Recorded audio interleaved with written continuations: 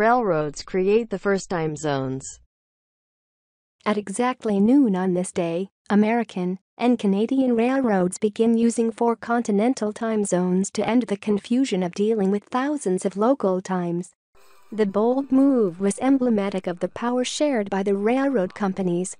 The need for continental time zones stemmed directly from the problems of moving passengers and freight over the thousands of miles of rail line that covered North America by the 1880s.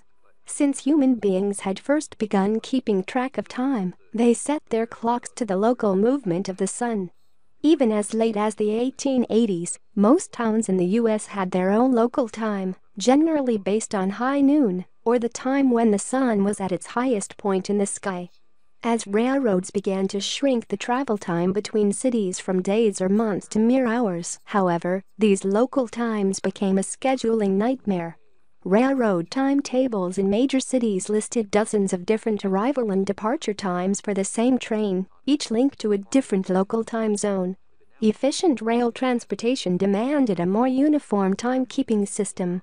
Rather than turning to the federal governments of the United States and Canada to create a North American system of time zones, the powerful railroad companies took it upon themselves to create a new time code system.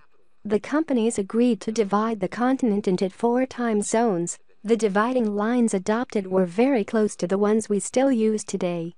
Most Americans and Canadians quickly embraced their new time zones, since railroads were often their lifeblood and main link with the rest of the world.